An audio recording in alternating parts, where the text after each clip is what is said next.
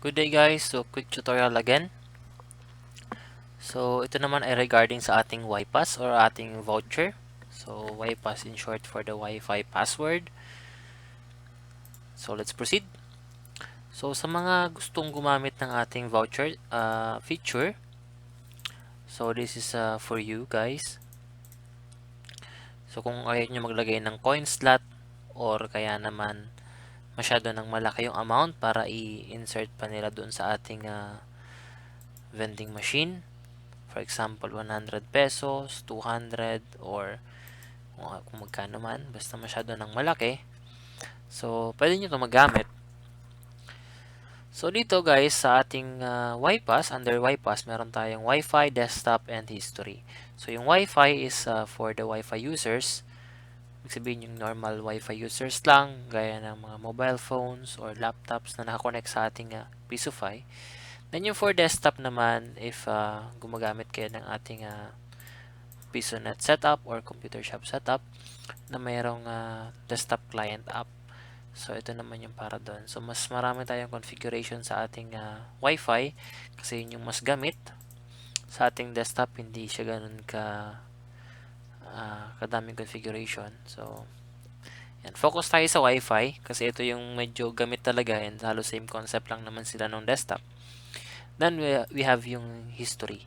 So yung history, ito yung lahat ng YPass na nagamit ni client or ni client or nag-generate siya ng YPass, then ginamit niya. So ito yung lahat gamit na, hindi siya yung gagamitin pa lang. So lahat ng available nyo na YPass andito sa system or sa client. So ito yung client generated. Kasi si client pwede mag-purchase ng YPass gamit yung account nila or pwede siyang sa insert coin, meron ding option doon para mag-convert to YPass. So yun, maraming option para mag-generate ng YPass bukod dito sa admin. Pero usually ito yung gamit na gamit. So we have here quick generate, then time, then data. So ito yung siguro i-mention natin. So you also have the share, unshare, and delete. So maya explain ko to yung dalawang to kung anong gamit nito. Then proceed tayo sa quick generate. So ito yung dati naming YPass generation na function na ito lang yung kailangan nyo ilagay. And of course, binago namin to kasi mas maraming configuration yung hinihingi ng mga vendor owners. So, na-remove namin, then binalik namin eventually kasi mas gusto nila yung simple lang. So, ayan. Papakita ko din yung differences nung dalawa, yung quick generate at yung custom generation. So, sa quick generate, lagay nyo lang yung amount. Ito ay nakadepende po sa rates nyo. So, kung magkano ilalagay nyo dito, i-query nyo yan sa rates nyo. Then, yun yung ibibigay niyang time. So, lagay tayo dito ng 2, yung quantity. So, dalawang YPass na ang amount ay gawin nating or 100 na lang. So, base sa rates ko, 7 days siya. So, yung amount is 7 days. Yung speed ko ay auto. Ibig sabihin, it will depend doon sa inyong setting dito. Ito yung auto. Kasi, nagbabago-bago yan. Depende kung ano siset nyo dito sa Wi-Fi client settings. So, naka-auto siya. Balik tayo sa YPass. So, dalawa and for one client lang. So, of course, wala tayong ibang sinet. Default yan for one client. Can post, yes. Can convert, but cannot share. So, ito yung default. Pero ito, magdidepende pa rin ito sa setting nyo dun sa inyong portal setting sa Wi-Fi option. Kung hahayaan nyo ba si client na mag-convert sa YPass and mag-post. So, kung may enable post kayo, yun. Pwede siya mag-post. And of course, kung hahayaan nyo siya mag-convert, yan, allow remaining time to YPass conversion. Yan, yun yung isang option. So, kung naka-check yan, yun, pwede siya mag-convert to YPass. Ibig sabihin, yung YPass niya na ginamit, yung time niya doon, pwede niya ulit i-convert to YPass. So, yun yun. Yun yung ibig sabihin nito, guys. Then, balik tayo sa YPass. Then, can share. Of course, ito yung Wi-Fi sharing option natin or tethering. So, nandito siya sa ating, yun pa rin. Oops, sorry. Wi-Fi options. Then, sa general. Ayan, meron tayong option dito. Kung naka-allow yan, it means na pwede siya mag-share. Kung hindi, hindi rin. So, kahit naka-yes dito, kung hindi naka-check doon, dapat hindi siya makapag-share. Okay, so ito, marami dito nagtatanong kasi pag ginamit mo yung YPass, guys, minsan cannot found yung code. Bakit nga ba cannot found yung code? Kasi meron po tayong sharing option. Dito napapasok yun. So, pag ginamit mo siya, kailangan kasi naka-share. Though hindi siya ganun katamang term pagdating sa admin, pero pag dating sa end user, yun yung tamang term. Kasi sa end user, halimbawa nag-generate ako sa portal ko ng YPass. So, pwede kasi ako mag-generate eh. Oops. Then, yung sharing dun niya papasok. So, kung gusto mong magamit siya ng iba, click nyo yung share. Kung hindi nyo gustong gamitin ng iba yung code nyo, kahit makita niya yung code nyo, at i-input niya sa cellphone niya, hindi niya magagamit yun unless naka-share doon sa portal nyo. Pero yung iba, ayaw nila ng may ganun pa. Gusto nila direct pag input ko, pwede ko siyang gamitin. Nilagyan namin siya ng bypass or parang pang override kumbaga. Sa ating general, sa Wi-Fi options, meron ditong allow user to use unshared YPass. So, ibig sabihin nito, kahit hindi naka-share yung YPass, pwede ko siyang gamitin. So, papakita ko yung difference ha. I-off ko muna siya. Oops. Off ko siya. Yan. Ngayon, yung na-generate ko na YPass kanina, yan, hindi siya naka-share, no? Yan, no? May nakalagay share YPass. Ngayon, gagamitin ko siya. Use YPass tayo, guys. Input ko, then use. So, nakalagay, di ba? YPass ticket could not be found. So, hindi nyo siya magagamit kasi hindi siya naka-share.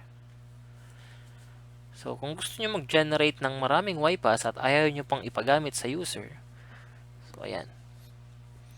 Kung gusto nyo mag-generate lang at kung may gagamit na user, saka nyo lang siya i-share or i-enable na pwede niya magamit. So, kahit mag-brute force sila ng YPass, dun sa mga na-generate nyo, walang magagamit doon unless naka-share yun. Pero kung gusto nyo na readily available yun na gamitin, ipiprint out nyo lang lahat. Then, pag bigyan nyo sa kanila, pwede na lang gamitin. Yun. Pwede nyo i-click yung or i-check yung ating pang bypass doon, yung kanina. So, pero kung gusto nyo secure, yan, check nyo yun. Para kung ano lang yung YPass na gusto nyo magamit, yun lang po yung isi-share nyo. So, enable ko ulit para makita nyo yung difference. Portal, Wi-Fi option, then time, then allow, general, allow user to use unshared YPass. Yan. So, naka-enable na siya, guys. Balik ako dun sa ating, sa ating YPass. Yan. Gamitin ko yung isa. Ito. Hindi po siya naka-share. Again, hindi po siya naka-share. Yan.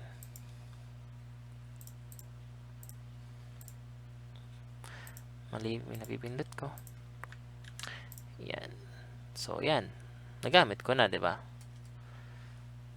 Ang hindi ko pala naipakita sa inyo, so okay lang yan. Hayaan nyo lang walang display yan kasi nakakonect ako sa LAN. So, hindi ko nagagamit yung usage sa Vendo. So, dito mawawala na yan. Sana lang, nasa history na yung isa. System generated. Yan. Ito siya. Then, hindi ko pala napakita sa inyo na pag naka-disable yung bypass, then isi-share ko siya. So, balik ako dito. General. Ito, unshared. Yan. Then, balik sa bypass. Tapos, copy ko yung code. I-share ko siya ngayon. Papakita ko siya ngayon na magagamit ko siya. So, ngayon, hindi ko siya magagamit kasi hindi naka-share. Yan. Then, isi-share ko siya ngayon. So, isi-share ko siya. Ito guys, may option ka dito na i-share siya with password. So, hindi siya ganun ka daling magamit. Kung gusto nyo may password, secure talaga. Yan. Pwede nyo lagyan. Or, kung wala, tanggalin nyo lang. Yan. Pero, nonsense naman tanggalin yan. So, dapat ito na lang. So, share nyo na lang. Yan. Ibig sabihin, unsecured kasi kaya pula. So, pag may password dyan, ibig sabihin, secured siya. So, green. So, pag gusto nyo i-unshare, yan, balik lang sa dati. Then, share ko. Gamitin ko siya ngayon. So, dapat magamit ko na siya, di ba? Ayan, di ba? Nagamit ko na siya. So, ganun yung functionality ng share. Then, we have the edit option. Kung gusto nyo i-edit yung specific YPass na yan. So, wala tayong general edit ng YPass. Hindi po natin mailagay yun sa ngayon. Medyo maraming komplikasyon. Maraming kailangan i-consider. So, next, yun yung generation ng quick generate. So, yun yung mag-generate nga, yun yung default. Ito yung mga setting na default. So, ngayon, wala na siya ngayon. Ayan, wala na. Then, next is the custom generation. So, ito ay para sa time. So, we also have the data. So, yung quick generate natin, ano lang siya, sa time. Kasi yun naman yung common na ginagamit. And yung data, mas maganda yung may few advanced option talaga. So, sa time, ito, mas maraming option. Medyo nakakalito sa unang tingin. Pero tingin ko madali lang. Yung prefix niya is kung ano yung gusto nyo lagay sa unahan. For example, ay lagyan natin sample. Pero huwag masyadong mahaba. Lagyan natin na pre. Yan. Gusto mag-generate ako ng Tigo 1 day na YPass. Ayan ko siya. Generate ako ng dalawa ulit. Quantity. Amount, let's say. Yung amount dito guys, hindi na siya nakadepende sa rates. This is the custom YPass. So, any amount will do. Kayo bahala kung magkano ipiperasyon nyo. Pwede actually 0. Wala siyang may i-add sa sales nyo. So, for 1 day, let's say, sabihin natin, 1 day ko is 20 pesos. Ganun lang. Yung download rate, upload rate, configurable also. So, 0 for auto. Sabihin, yun yung kanina, sinabi ko kanina, naka-auto. It means na nakadepende siya sa setting nyo. Pero gusto nyo, kung gusto nyo custom, so let's say 2 Mbps. Ganun lang, 2,000, this is in kilobits per second. So, yan. Number of client, ito yung number of user na pwedeng gumamit dun sa YPass. So, hindi siya pwedeng gamitin ng iisang user lang. Kailangan magkaibang user. So, let's say dalawa. Para pakita ko na rin. Expiration, this is the fixed expiration. Ibig sabihin, regardless kung may remaining time ka o wala.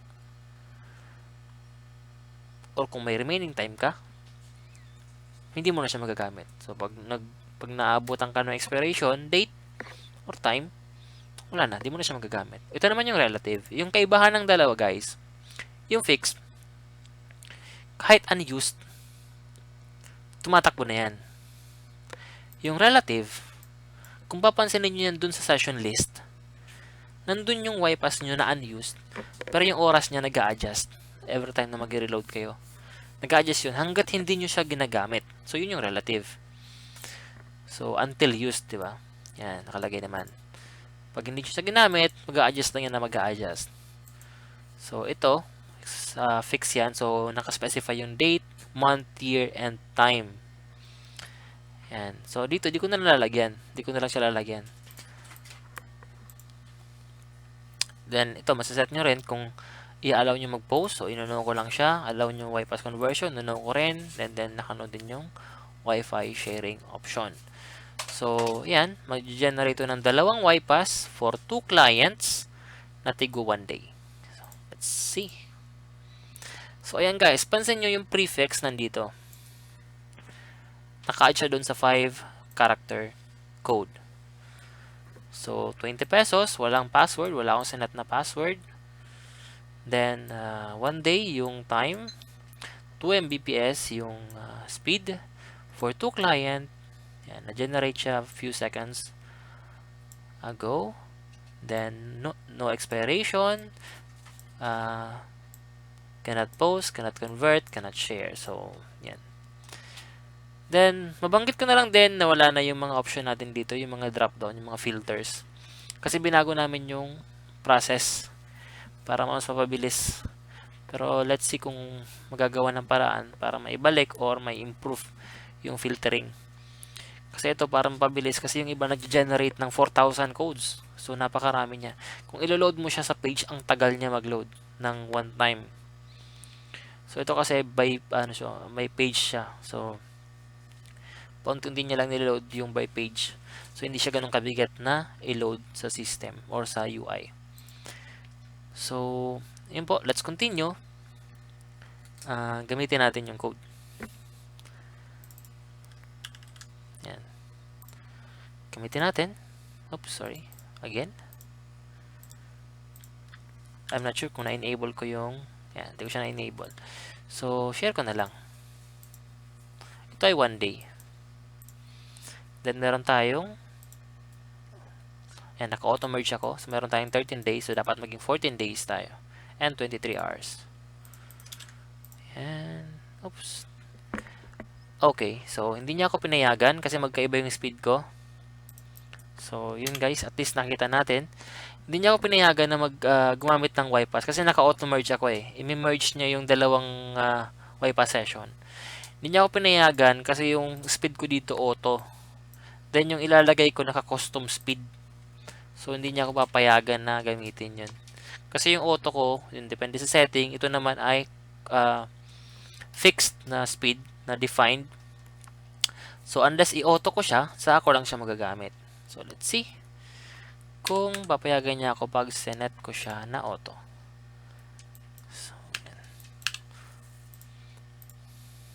So dapat payagan niya na ako ngayon. Okay. Yan. So pinayagan niya na ako guys kasi auto na siya. So same speed na sila. Yan. Regardless pala guys pag naka-auto merge po kayo, yung speed na gagamitin talaga niya is yung nakaset sa setting nyo, sa Wi-Fi setting. Hindi niya gagamitin yung custom speed. So, ganun siya. Regardless, yung unang YPass na ginamit nyo may naka-custom na speed, gagamitin niya pa rin yung sa system na nakaset. So, that's why it's auto. Auto-merge yan. So, lahat ng YPass sa session nyo, mag-merge lang dyan lahat. Pag pwede mag-merge. Gaya nung kanina, hindi ako pinayagan. So, ganun nga siya. So, ganun lang guys. Sana na-gets nyo, medyo humahaba na yung video. Yung data, same lang halos. Itsura. Generate kayo ng YPass for data. So, set nyo naman dito yung prefix, yung data. For example, 1 GB. Yan. Then yung quantity. Amount. Same lang kanina. Ayan, number of clients. So, yung number of client, hindi ko pa nababanggit. So, yung number of client, guys, pansinin nyo hindi nawala yung ginamit ko kanina. Ayan, hindi siya nawala, guys, kasi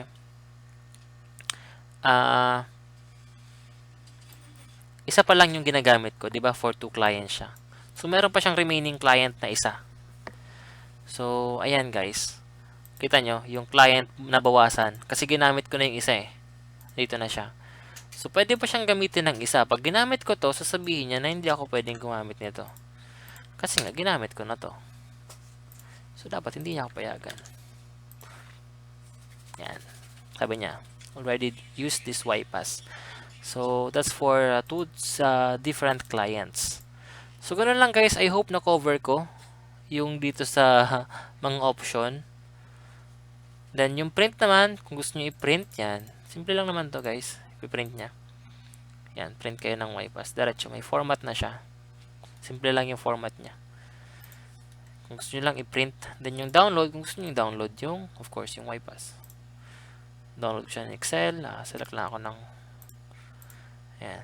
Gusto ko siyang download.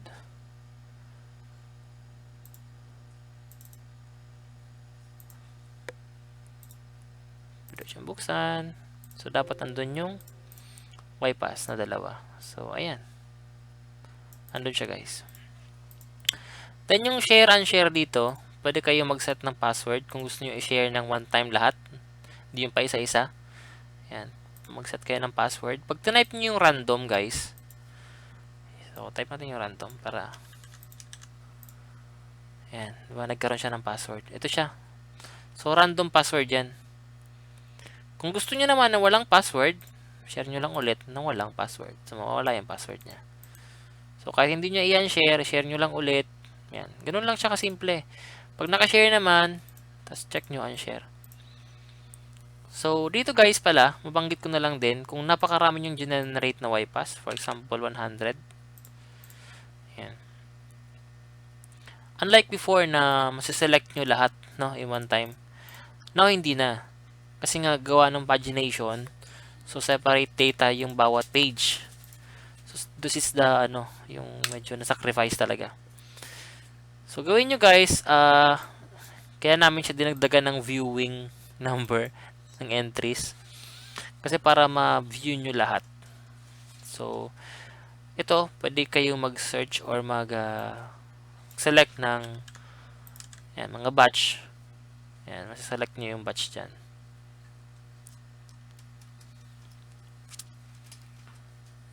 Yan. Filtered from 102 total entries. So, 100 yung na-filter niya. So, yan. Pwede nyo select to one time, then saka nyo i-print or share, unshare, ganun, or download. So, ganun po yung medyo ngayon, yung naiba, kumpara dun sa old version na select nyo, drop down nyo lang yung batch dito, then marami pang filter dito na pwede nyo i-select. So, na wala. Gawa nga po nung ginawa namin improvement dito. So, now, kung mapansin nyo, hindi siya gaya ng dati na niload niya lahat. So, pagpunta ko ng YPass page, ang iloload niya yung 10 lang. Di ba mas mabilis? Hindi siya tulad nung dati na kung may 1,000 ako na generate, for example, nag-generate ako ng 1,000. Ayan. So, yung loading time, hindi siya magbabago. Matagal lang yung generation. Siyempre, 1,000 yan eh. Pero yung loading time mas mabilis kumpara dati. Kasi dati ilo-load niya lahat eh, one time. Though, ang advantage naman nun, yun nga, marami tayong option.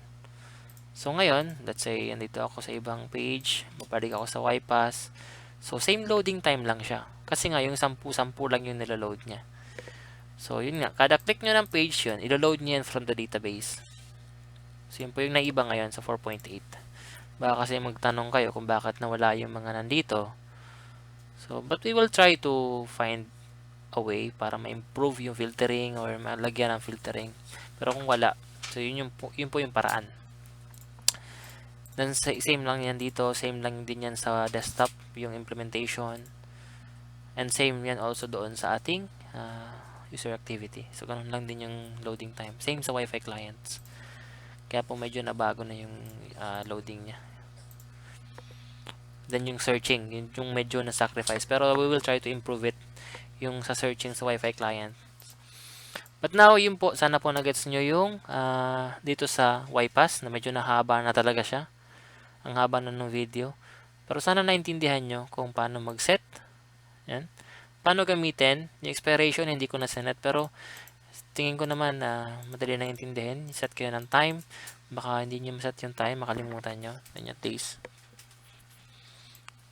Yan. Usually, ito yung ginagamit, relative. Pero kung gusto nyo fix talaga, alam nyo na gagamitin yung YPass ngayon at gusto nyo ma-expire siya bukas, yun, pwede nyo iset yun dito sa fix.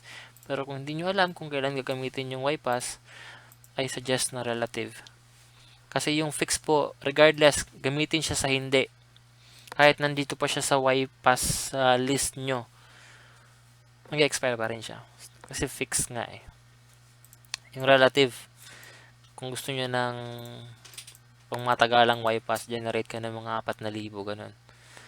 So, hindi magbabago yan. Nag-a-adjust kusa yung expiration niya. So, yun lang guys. Thank you po sa pagsuporta. Have a good day.